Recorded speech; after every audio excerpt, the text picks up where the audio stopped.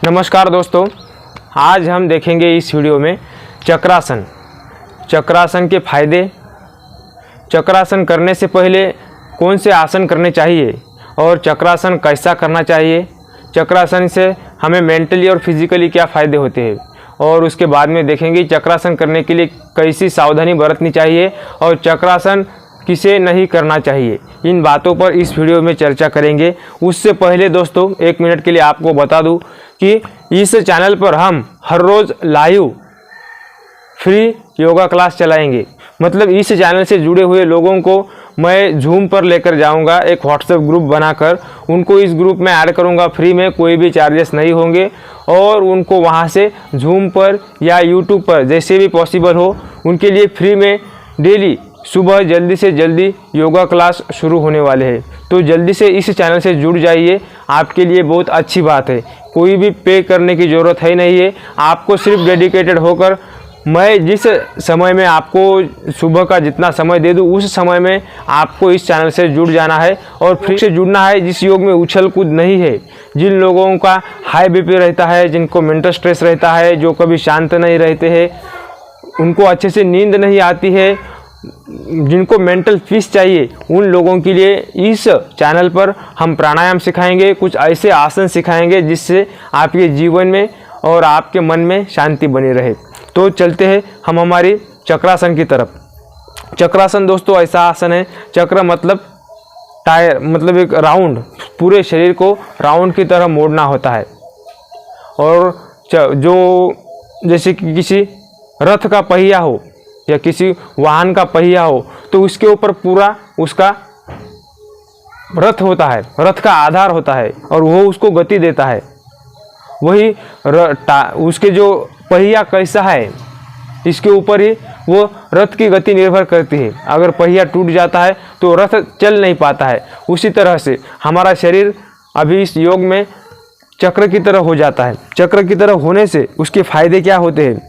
तो सबसे महत्वपूर्ण, हमारे जीवन में गति आती है, हमें शरीर में उत्साह आ जाता है। कोई चक्रासन करने वाला डिप्रेशन में हो ही नहीं सकता। उसका जो है मेरुदंड लचीला हो जाता है। उसके फायदे आपको बताते हैं कि आपकी जो किसी की अगर छाती अगर कमज़ोर है, किसी के लंग्स कमज़ोर है, तो उसकी छाती का विकास होगा, उसकी मजबूत छाती होगी। अगर किसी को हार्ट का प्रॉब्लम है, हार्ट में कुछ दुख रहा है, लेकिन वह आसानी से अगर चक्रासन कर पा रहा है तो उसको हर रोज़ चक्रासन करना है। हम चक्रासन से पहले कौन से आसन करने चाहिए? चक्रासन जो है वह हर किसी को आने वाला है नहीं है एकदम से, उसको थोड़ी प्रैक्टिस करना पड़ेगा। उसको पहले कुछ आसन करके शरीर को फ्लेक्सिबल बनाना पड़ेगा, और शरीर जब मजबूत होगा तभी हम चक्रासन कर सकते हैं। नहीं तो आपको कुछ ये उसका साइड इफेक्ट हो सकता है, आपको इंजरी हो सकती है।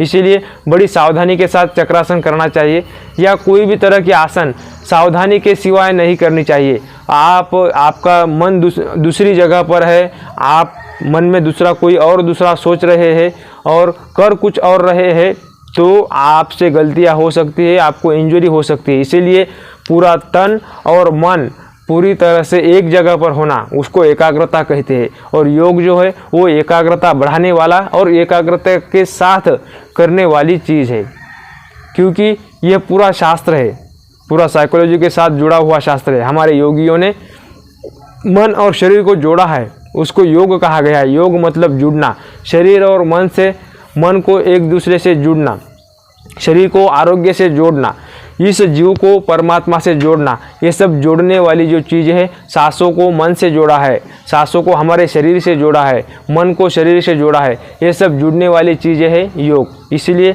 हमें अगर आरोग्य से जुड़ना है तो तन और मन दोनों एक जगह रखना है, और फिर उस जोड़ को, वही हो गया योग, और उस एकाग्रता के साथ इन सारी चीज़ों को करना है।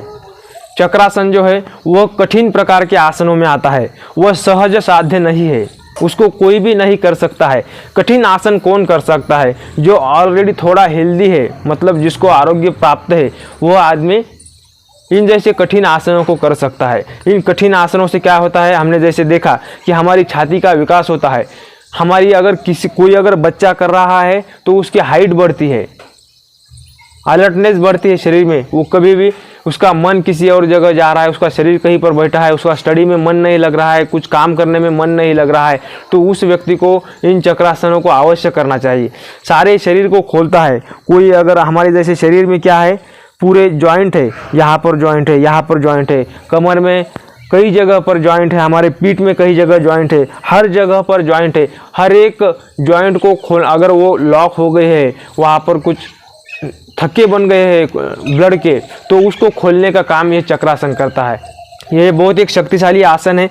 हमारे शरीर में जो ग्रंथियां है, बहुत सारी ग्रंथियों की वजह से हमारा शरीर चल पा रहा है। जैसे कि हमारे मुंह में ग्रंथि है, वो लार निर्माण करती है। हमारी आँखों में जो ग्रंथियां है, वो आँखों को गीला रखती है, इसलिए हमारी आँखें अच्छे से देख पाती है।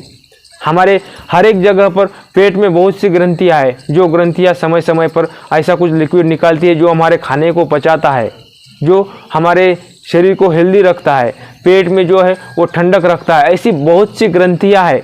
वो ग्रंथियां हमारे मन से जुड़ी हुई है, हमारे ब्रेन से जुड़ी हुई है। अगर हम ज़्यादा स्ट्रेसफुल लाइफ जीते हैं तो वह डिस्टर्ब हो जाती है। जो व्यक्ति ज़्यादा द्वेष करता है, जो व्यक्ति ज़्यादा गुस्सा करता है, जल्दी जल्दी में सारे प्रकार के काम करता है, उसके ऊपर ज़्यादा चिंता रहती है, उस व्यक्ति का पेट हमेशा खराब रहेगा। उसको अच्छे से पेट साफ नहीं होगा। क्यों नहीं होगा? क्यों? एक तो ब्रेन डिस्टर्ब है, इसीलिए पेट डिस्टर्ब है। पेट डिस्टर्ब है, इसीलिए वो अच्छे से सो नहीं पाएगा। जिसकी निद्रा पूरी नहीं हो गई है, वो मतलब उसकी कम समय में निद्रा भी पूरी नहीं होगी, उसको ज़्यादा समय तक सोना पड़ेगा, और वो भी गहरी निद्रा उसको नहीं आएगी। और फिर जिसकी निद्रा पूरी ना हुई हो, तो उसका तो पूरा शरीर डिस्टर्ब हो जाएगा। क्योंकि निद्रा, जो गहरी निद्रा जो है, वो हमारे शरीर में जो है वो रिकवरी का काम करती है। दिन में जितने भी हमारी पेशिकाएं मरी है, जितना भी हमारे शरीर का नुकसान हो चुका है, वो पूरा शरीर का नुकसान भरने के लिए ये जो है हमारी निद्रा का आशीर्वाद भगवान ने हमें दे दिया है।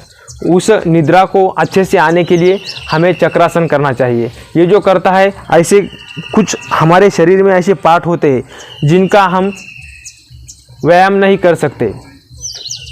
कुछ ऐसे पार्ट छूट जाते हैं। हम सूर्य नमस्कार भी कर रहे हैं, सब कुछ कर रहे हैं, लेकिन कुछ स्पेशल अंगों का व्यायाम अगर नहीं हो रहा है, तो ये जो चक्रासन है हमारे शरीर के सारे अवयवों की, पेट की, पीठ की, हमारे पैरों की और हाथों की, सारे अवयवों की मसाज कर देता है।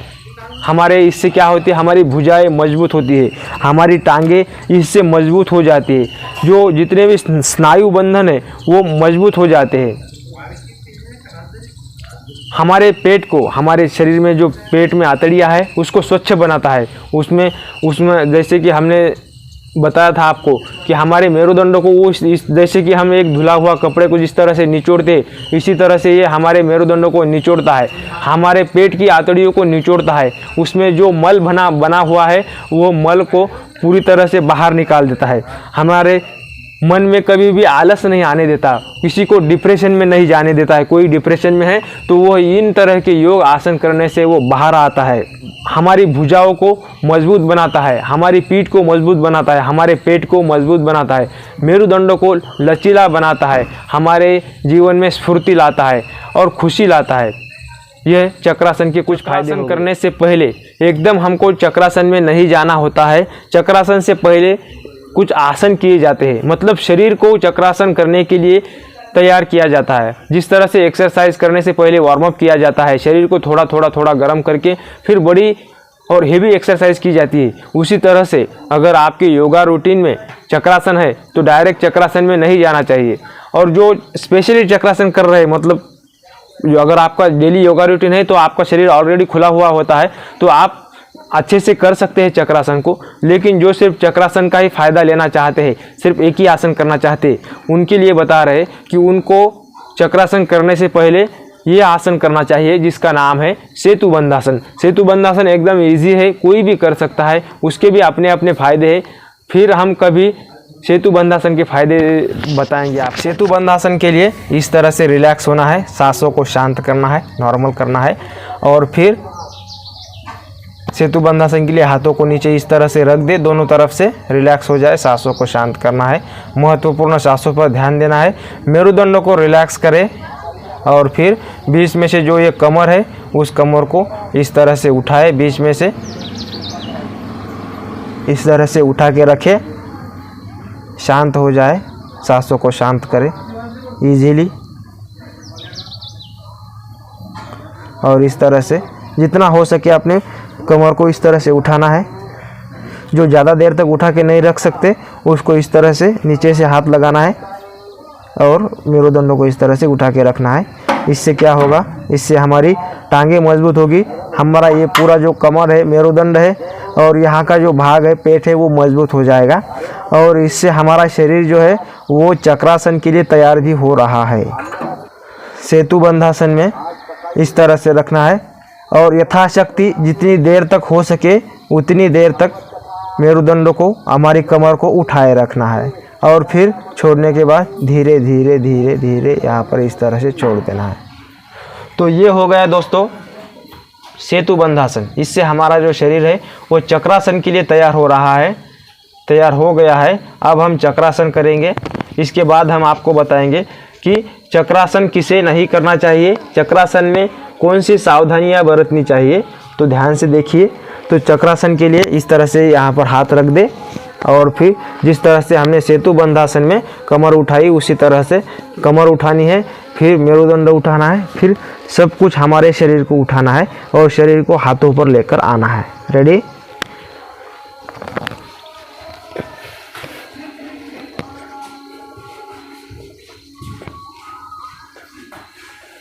पैरों को करीब लाने की कोशिश करनी है, जितना हो सके शरीर को चक्र का आकार देना है, मुंह बंद रखना है, नाक से सांस लेना है, कोई भी ज़बरदस्ती नहीं करनी है।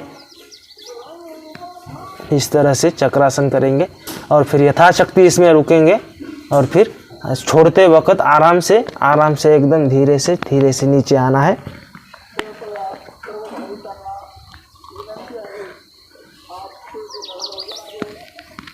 शांति के साथ इस तरह से छोड़ के रिलैक्स होना है, एकदम से उठना नहीं है, दूसरी कुछ एकदम से क्रिया नहीं करनी है।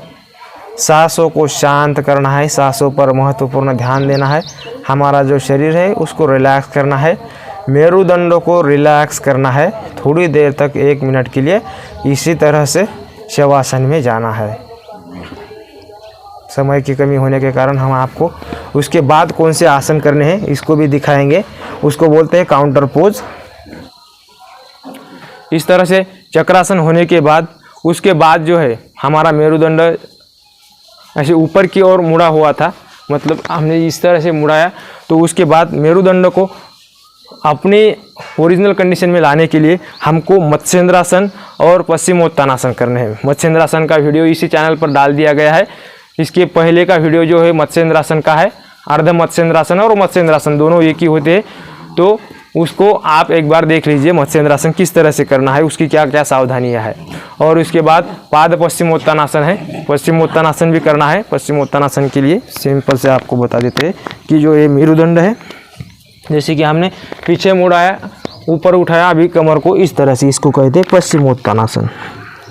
पश्चिमोत्तानासन करना है और फिर इस तरह से ये हो गया चक्रासन। तो दोस्तों चक्रासन किसे नहीं करना चाहिए, कौन सी सावधानियां बरतनी चाहिए, इसके ऊपर आप ध्यान दीजिए। चक्रासन जो है वो तो गर्भवती माता को करना ही नहीं है, किसी भी कंडीशन में नहीं करना है, शुरुआती में भी नहीं करना है और कभी भी नहीं करना है। अपने डॉक्टर से बात करें। पीठ की किसी को पीठ की बीमारी है, स्लिप डिस्क है और साइटिका है, या किसी की कमर में दर्द होता है, सर्वाइकल पेन है, किसी को हर्निया है, हार्ट के प्रॉब्लम है, किसी को उसका हाई बीपी रहता है, वो ना करे। और जिनको असाध्य बीमारियां है, मतलब वो बहुत दिनों से वो बीमारियों से लड़ रहे हैं, उन लोगों को भी किसी के मार्गदर्शन के सिवाय चक्रासन को नहीं करना है। तो इस तरह से चक्रासन की सावधानियां हैं, चक्रासन किस तरह से करना है, चक्रासन के क्या फ़ायदा है, चक्रासन के पहले कौन से आसन करने हैं, चक्रासन के बाद कौन से आसन करने हैं, इस विषयों पर हमने चर्चा की है। हमारा प्रयास आपको पसंद आया हो ऐसी आशा रखता हूँ। आपके ऊपर भगवान महादेव महाकाल की कृपा बनी रहे, ऐसी आपके लिए मंगल कामना करता हूँ।